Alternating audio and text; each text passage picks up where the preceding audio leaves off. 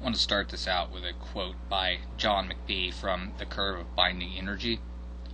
The largest bomb that has ever been exploded anywhere was 60 megatons.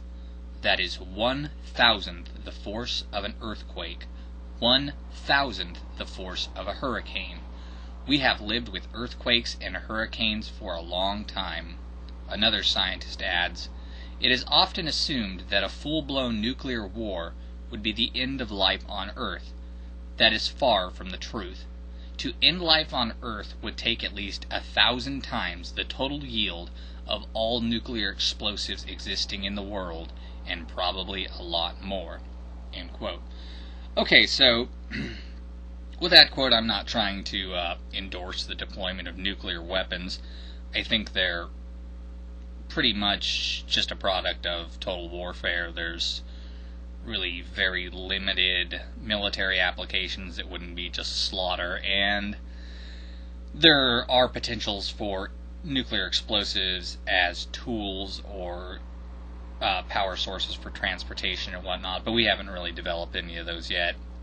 So the point of that is to say that if actual all-out nuclear warfare is not nearly as dangerous as people imagine, so much less dangerous is nuclear power. Nuclear power is, if you take out the costs of regulations and so forth that are imposed on them artificially, the cheapest, the cleanest, the most abundant form of energy on this planet.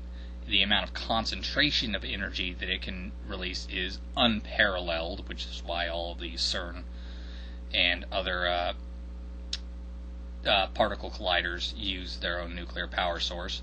And if you know anything about physics and chemistry and so forth, you know that there's a constant production of radiation within the Earth. A huge part of the Earth's crust is uranium, and it's in there's a lot of it in granite especially, and there's constant background radiation streaming in, and our bodies have developed mechanisms to deal with this. There's some evidence that exposure to certain amounts of radiation are actually beneficial, possibly by stimulating some natural genetic repair response within our bodies or something. And the amount of radiation that you can be safely exposed to is probably about 1,000 times higher than what the Nuclear Regulatory Commission says. You are going to look at stats like the people who were outside of Hiroshima who were exposed to huge amounts of radiation. Very few of them actually developed any medical problems. Their health was comparable to other people of their age and socioeconomic class in Japan.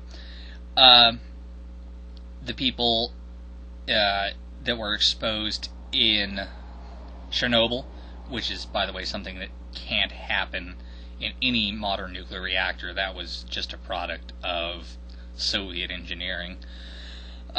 Even so, there are predictions of deaths that were outrageous, hundreds of thousands. This is not what happened. Some people died. More people will probably die or be sick from certain kinds of cancers. This is mostly from getting heavy metals into their system. But even so, the wildlife is thriving. You can take taxi cab rides into the Chernobyl area. Nobody is dying. People spend time in radium mines. There's no evidence that they're getting cancer en masse. One time, there was some cobalt-60, which is extremely radioactive. It produces gamma rays. There was cobalt-60 used instead of regular cobalt in some steel beams in a Hong Kong apartment complex. The people there had lower rates of cancer than anyone else. The people in the Gulf War who were exposed to depleted uranium, which is basically just uranium-238, they have lower incidence of birth defects than people who were never deployed.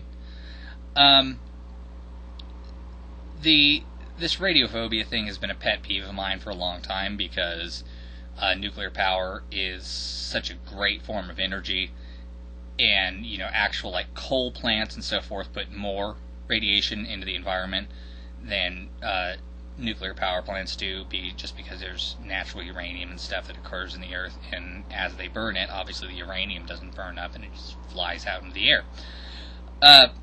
There's also a lot of other uses aside from the direct derivation of power. You can use nuclear reactors of certain kinds to produce medical isotopes.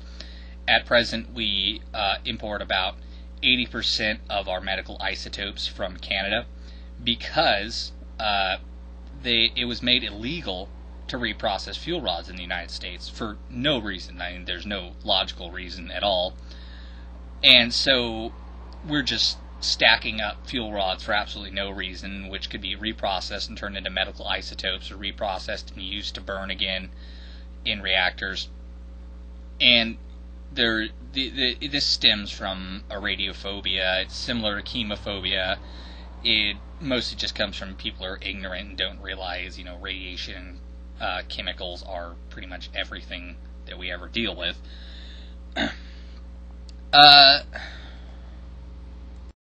One final thing I'll mention is that whenever a magazine or somebody on a forum or on the internet posts how to build a nuclear bomb, everybody freaks out. Like, these are not secret techniques. Any team of competent engineers and physicists with the right materials and enough capital could put together a nuclear weapon. The principles behind it have been known for decades on decades. The most difficult part is getting it to be efficient, and that's just a matter of capital and time, and of course having access to things like, plutonium.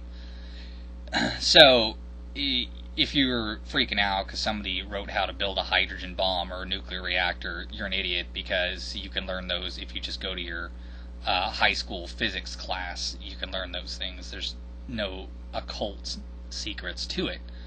In fact, one of the people that made a major contribution to building the hydrogen bomb, or the fission bomb that was used in Hiroshima, was Richard Feynman, who had no background in nuclear physics. He was just a mathematician, and he also had some basic knowledge of physics generally. So the idea that this information could be kept secret or is problematic when it's revealed online is stupid. Anybody who wants to find this stuff out can find it out. The cat is out of the bag.